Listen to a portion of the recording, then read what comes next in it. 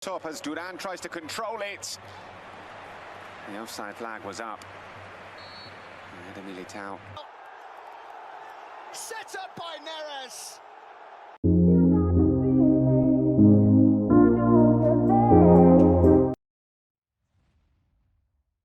Real Madrid menelan kekalahan pahit saat menjamu Celta Vigo pada laga pekan ke-15 La Liga 2025-2026 di Santiago Bernabeu.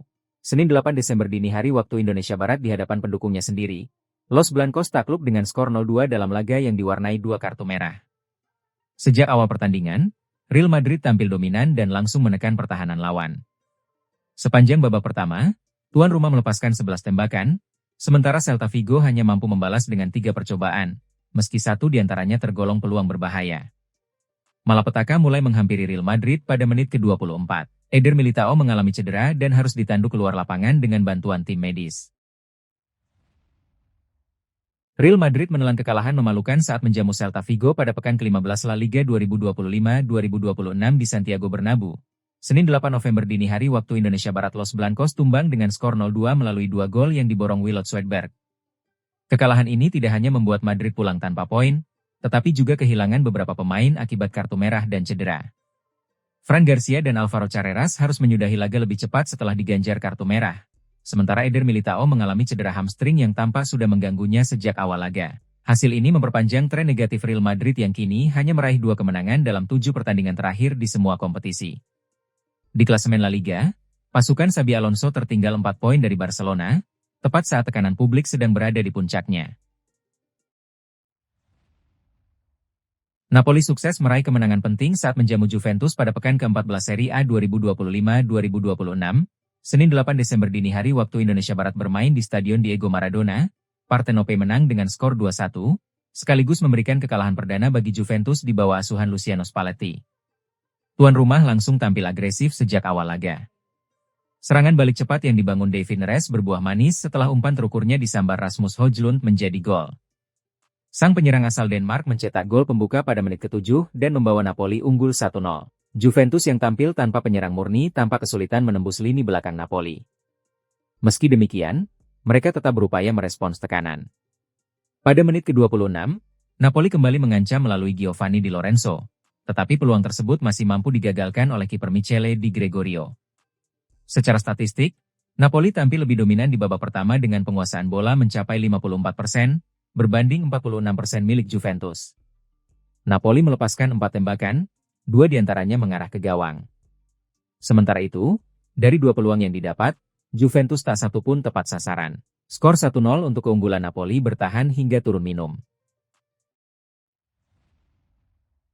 Cagliari akhirnya memutus rentetan hasil buruk mereka di Serie A 2025-2026 setelah meraih kemenangan tipis 1-0 atas AS Roma di Unipol Domus, Minggu, 7 Desember 2025, malam waktu Indonesia Barat.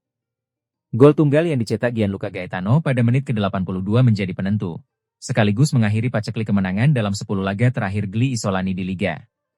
Kemenangan dramatis ini sekaligus menjadi 3 poin pertama Cagliari di kandang dalam 5 laga terakhir, serta memberi mereka napas lega dengan unggul 4 poin dari zona merah. Di sisi lain, Roma harus pulang dengan kekecewaan besar. Meski tetap berada di posisi 4 besar, mereka kini tertinggal 3 angka dari pemuncak klasemen Inter dan kembali dihantui inkonsistensi yang sama. Dominan di klasemen, tetapi tak cukup tajam di lapangan. Paris Saint-Germain, PSG, menunjukkan dominasi penuh saat membungkam Rennes dengan skor telak 5-0 pada laga pekan ke-15 Liga Prancis 2025-2026 di Parc des Princes.